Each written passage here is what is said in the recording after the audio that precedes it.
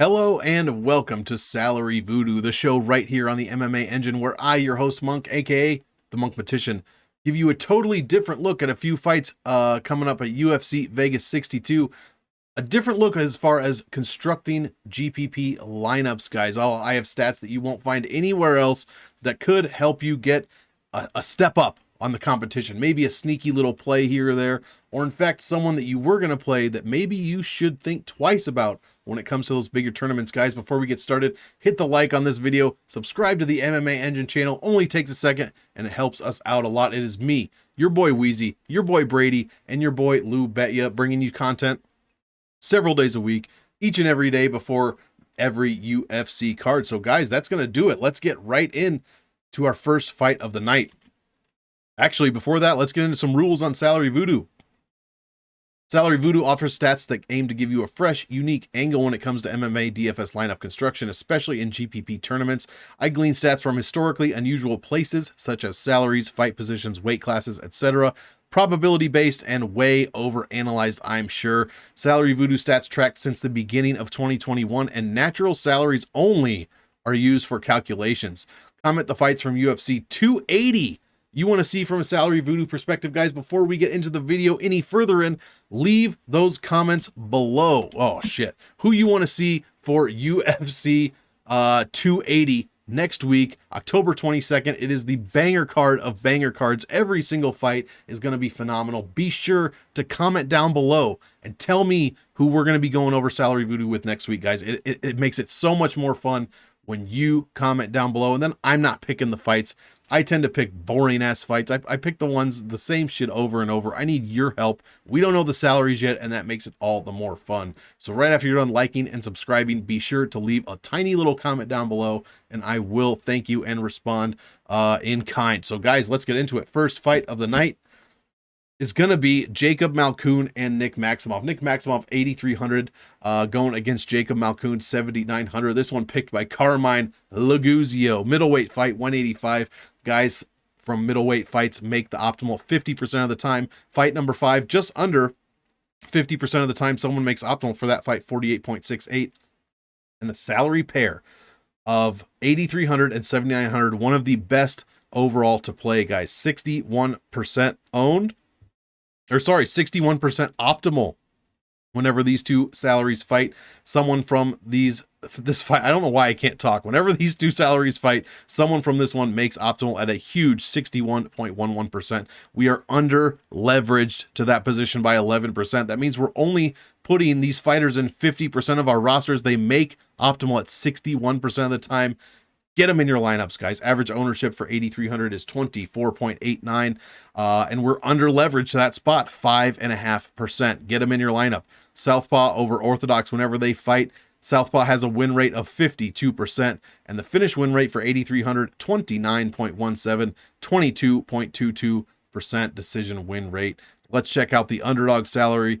24.82%, basically identical ownership and basically identical leverage. I'm not kidding. Both of these guys are almost 6% under owned. Get these two salaries in your lineups. Huge finish win rate for 7,900 as well, 23.6. Nice decision win rate. 1 out of 4 fights decision win, or 1 out of 4 wins are decision wins. Let's get into the numbers. Both salaries, favorite and underdog, have been used 72 times, and they've each made optimal 22 times. This is an optimal percent for each salary of 30.56. That might sound low to you if you've never seen this video before. However, anything over 25 is fantastic. Anything over 30 is ridiculous, and we have 2 of them over 30.5%. Incredible. Win rate, 51.39% win rate for the favorite salary, 48.61, so pretty much a coin flip here. Percent optimal in wins, 60% of the time $8,300 wins. It makes optimal. Almost 63% for the $7,900 salary. Both salaries average just over 95 points per win, guys. These numbers are fantastic between Maximov and Malkoun, between 83 and 79. What are we going to get here? Are we going to get some good Salary Voodoo? Are we going to get some bad Salary Voodoo? What do you think? I know what I think. we got ourselves a Bernie. And if you see Bernie with the shades on, just chilling with that beautiful mustache, then you know we have that good salary voodoo. Get one of these or both of these guys in your lineups, I should say, especially in this case.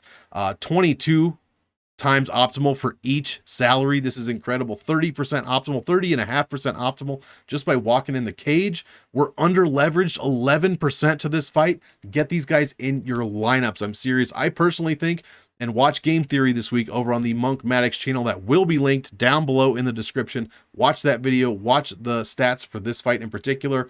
I love both these guys, both of these guys' chances at making optimal. If it goes to decision, it looks good.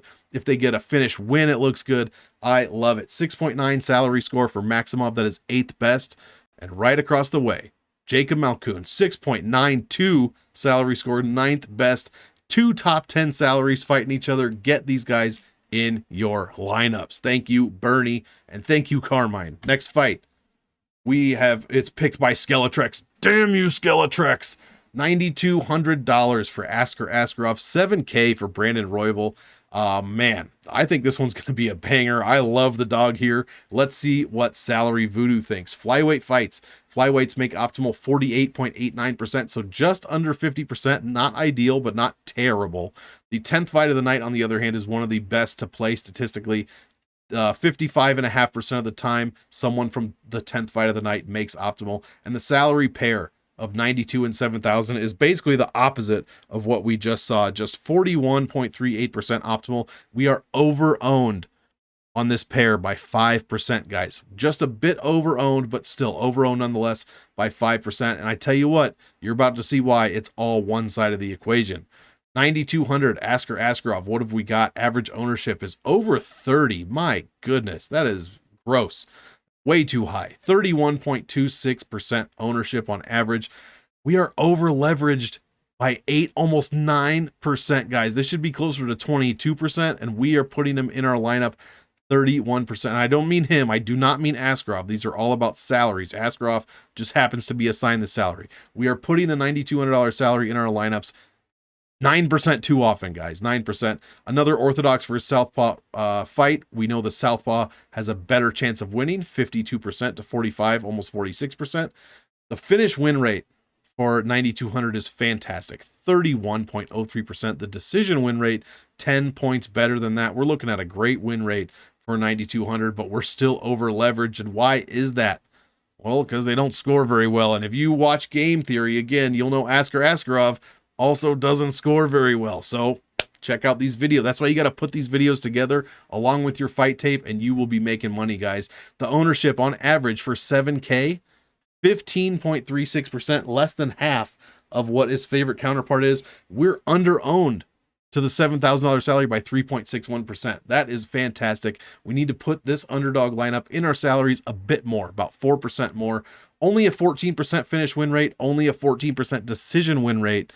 But if we get the right fighter in at 7K and the wrong fighter in at 92, it's got optimal written all over it, guys.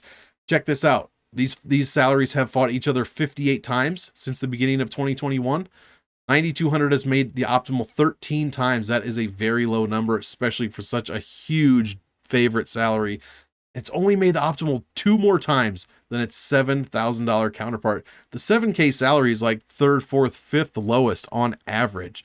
9,200 is 3rd, 4th, 5th highest on average. And we're only 13 times and 11 times difference. Optimal rate for 9,200 is 22%. Very, very low. Still better than the 19% from 7K, but that's decent for such a low salary. The win rate, as I alluded to earlier, 72.5% for 9,200, 27.59 for the underdog, but still, that's not bad. 1 out of 2.7, almost 3 times out of 10 for a 7K. That's pretty good. Optimal in wins. Here's a big difference: 31% for 9,200. Only 31% of the time that salary wins, it makes optimal. Meanwhile, 69% of the time 7K wins, it makes optimal. 95.41 average DraftKings points per win, and 91, almost 92 for 7,000. This fight is a bit lackluster. It's a bit, it leaves something to be desired, we'll just say. A lot of these numbers are very low. The 13, I mean, the numbers on the right side for Askarov are all green. That's just because they're all better than Royval's. But let's not get it twisted. 22% optimal is bad. 30% optimal in wins for 9,200, that's bad. A lot of, we're over-owned to the 9,200 by 8%. What are we going to get here? Are we going to get a Bernie with his sick mustache, or are we going to get a Frozen Jack? We got ourselves a Frozen Jack, guys. You see Frozen Jack, that means you're not getting out of the maze. That means this is a bad fight for Salary Voodoo. That means the little kid tricked you. I can't remember. Danny tricked you. You're stuck in the maze, and you woke up the next day frozen to death, guys. You gotta get away from that bad Salary Voodoo. 9,200 has a salary score of 9.07, 16th best. That is just about average out of 30 salaries, so just a bit below average. Meanwhile, 7K, 10.35, 21st out of 30. We are in the bottom 2/3 for this, for this 7K for that salary score. I do not like this fight for Salary Voodoo. Frozen Jack tends to agree. You got to try to get out of that maze, guys. You got to try to get out. We're on the third fight of the night. Hit that like, hit that sub to the MMA Engine channel if you haven't already, and we will close it out with the main event of the evening, brought to you by the Green Reaper. Green! Thank you so much, my guy. A constant commenter down on my Salary Voodoo videos, which we all appreciate. Help us get these fights lined up. 9K going against 7,200, guys. Women's flyweight. Check this out. 54.69% of the time women's flyweight fight happens, one of them makes the optimal lineup. This is the best number out of all weight classes. The best. In fact, let me just double check that by checking live. You can't see it, but currently I'm checking that live. 54.69%. In fact, featherweight is second, 54.64%. Women's flyweight takes the cake. Get these women in your lineups. The average ownership for women flyweight fights is like 40%. Guys, we're 15% under-owned. You have to get more women in your lineup. I know it sounds counterintuitive because you're all, including myself, when it comes to making lineups, misogynistic. We're like women. And this isn't a big tangent I'm not trying to get on. Where's my face? How do I get back to my face? This isn't a big tangent that I'm trying to get on, all right? It's just a fact. All women's fights are under-owned by 5, 10, in this case, 15%. We just don't roster them at like we do the men's fights. So you got to get women in your lineup, guys, especially, where am I going? Especially women's flyweights. 55% of the time they make optimal. Fight number 12 is a 50% optimal rate, and the main event up 10.5%. 60% of the time, main event fighters make the optimal lineup. Salary pair of the salary pair of 9 and 72 is 52% optimal, and we are under-owned to that position by almost 2%. So we could get even more of the $9,000 and $7,200 fighters in our lineup. Average ownership for 9K, 30%, and it's still too low. We're too low. We need 3 more percent. We're under leveraged to the 9K salary by 3%. Orthodox versus Orthodox. Funnily enough, when Orthodox fight Orthodox, 50% of the time Orthodox wins. 50% of the time Orthodox wins, guys. Finish win for 9K, 32.84. Decision win, even better, 37.31. Very, very good win rate. Let's check out the $7,200 salary, the dog salary. 20% ownership, 10 points less than its favorite counterpart, but we are under leveraged to that position as well by almost 1.5%. So get 7,200 in your lineups a bit more, 2, 3, 4, 5% more, especially in this case, guys. This is a live one. 16.42% finish win rate and 12% decision win rate. 9K. These two have fought each other 67 times. 7,200 has made optimal 13 times for a 19.40% optimal rate. Not great, but not terrible, especially for such a low salary. Meanwhile, the 9K favorite side of things has made optimal 22 times for a 32.84% optimal rate. That is ridiculously high. One of the higher ones out of all salaries. Win rate 70% for 9K, only 28.5% for 7,200. When they do win, 9K makes optimal 47% of the time. 7,200, not quite as high as you would want it for such a low salary. 68.5% optimal in wins, guys. Average DraftKings points per win, 97.5 for 9K and 95 for 7,200. Look at all these green numbers, guys. I mean, the best division as far as the best division. The most likely to make optimal, I should say. We're over 50% fight number 12, 60% main event. Tons of leverage here to be had. One of the better salaries at 9K. In fact, I will have a ton of Grasso, most likely. I'll probably have a ton of this fight in general, but I do love the 9K side here. I do like Vivi Araujo, though. I think she has a decent chance. I like both of these women. I'm really looking forward to this. This is a long way of saying we got ourselves another Bernie, baby. Check out the mustachioed Bernie right on your screen with the glass. He's got the Morpheus glasses on. You almost can't see the little sticks. I don't wear glasses. What do you call these? The sticks? That's what I'm going to call them. No sticks on that. Got just a couple of round little lenses. No sticks. Salary score for 9K. Alexa Grasso, 6.61, 7th best salary score overall. Fantastic. 7,200 is kind of the opposite. 10.14 for Vivi this week, 20th overall. Still, that's not bad. Out of 30 salaries, 20th. Not terrible especially when you're like the 5th, 6th, 7th lowest salary overall. So you're making up some ground there. You got to get this fight in your lineups, especially the women's flyweight fight. I absolutely love it. That is going to do it for Salary Voodoo. Let's get a quick recap. First fight that we gave a Bernie to, 83 and 79. We absolutely love this fight between Malkoun and Maximov. Check out Game Theory, guys, for real. I think the winner scores very well. We got a Frozen Jack, second fight of the night against Askarov, going against Brandon Royval. I love the dog side in that personally. And then we finish up with another Bernie. 2 out of 3 Bernies. This one is the main event between Alexa Grasso, $9,000, and Vivian Araujo, $7,200. This is going to be what the plays I'm focusing on. Love the main, and I love the wrestling match here between Maximov and Malkoun. That's going to be UFC Vegas 62 recap, guys. We did it. Pew pew. Absolutely back this week.